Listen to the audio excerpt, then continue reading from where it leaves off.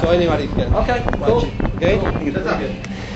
Bueno, estamos acá con la banda de, Bang Tango, okay, con la es Bang Tango Redux, right? Right. Yes. Okay. Right. Bueno, acá están 4 de ellos, falta uno de los integrantes.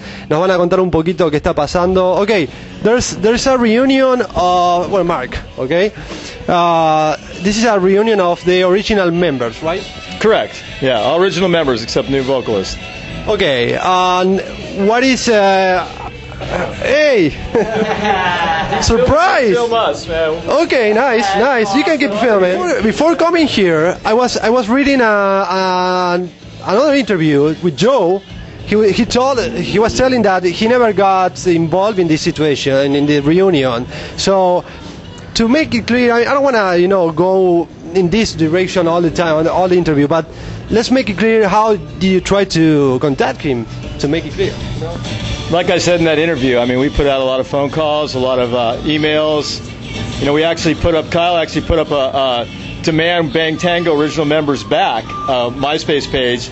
So there was a lot of reaching out that never really evolved into anything. I mean, and he claims I'm lying about it, but whatever. I mean, we tried. So I mean, he was cool. I mean, I read the interview, and he wasn't in the position that, hey, these guys they're not doing something good. He was cool at all. I didn't see anything wrong from him.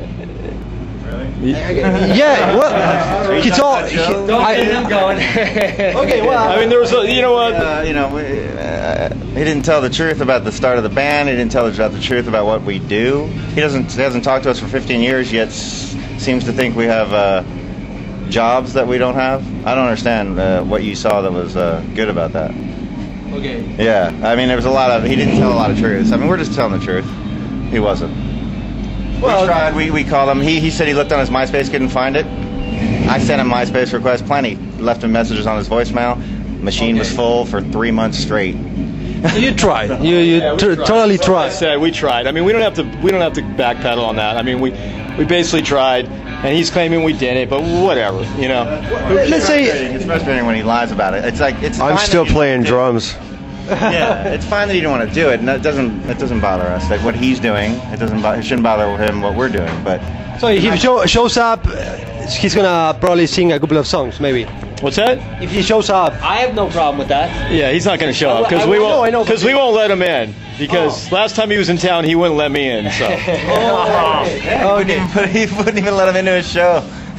So it's gonna be just a few shows, or there's expectation to do something?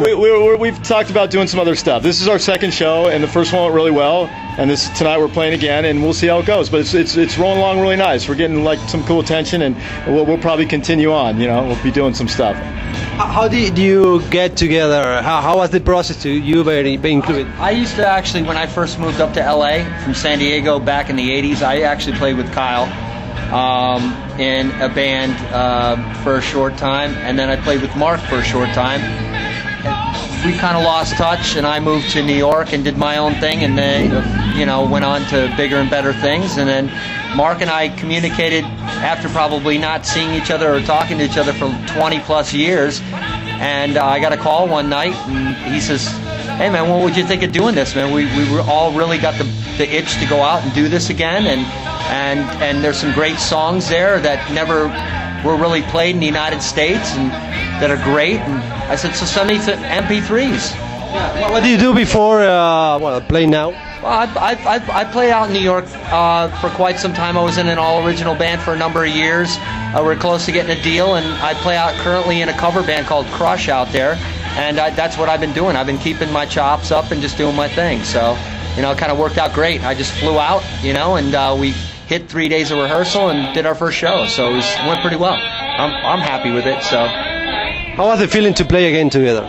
I think it's great because I haven't played in a while, but I've been playing with some other people myself in the band, and the timing's right. So I can, just say that I'm glad to be back on stage with these guys because it feels like home. It's been a while, but it feels like home.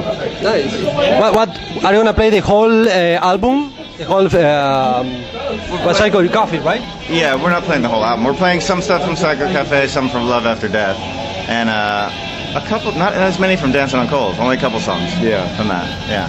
Okay. So there'll be some stuff people, maybe some people where you're from have actually heard some of the stuff off of Love After Death, but we haven't played it in a long time. A lot of people aren't familiar with it that much unless you're, following up on us. So I hope they're going to enjoy those songs. Yeah. What about the glamour? You were part of the glam scene in the 80s.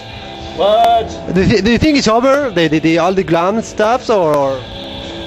I guess. I mean, no, we weren't really a glam band. We consider ourselves a little bit. We were kind of caught in the middle a little bit because we were kind of an alternative sort of band. Metal, glam, hard rock.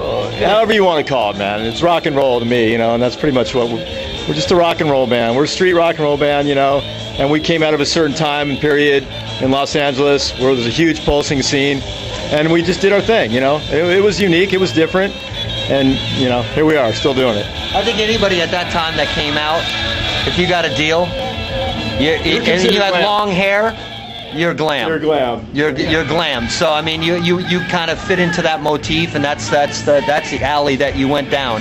So that's and great thing about this band is that it's got a little bit more substance than I would say most of the stuff from back in that area. Not to knock any of the other bands, there's a lot of great bands that came out of that whole time.